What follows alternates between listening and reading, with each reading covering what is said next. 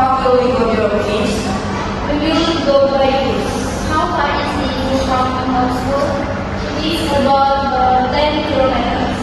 How long will the trip take place? About 30 minutes by bus.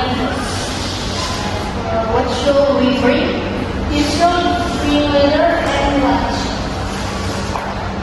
How much is the ticket? It is 50,000 rupiah per student. How many students will join the trip? 30 students enjoy. Who will be our guide and teacher? Mr. Andy, the student keeper, will be our guide. We are in you because we will learn about animals.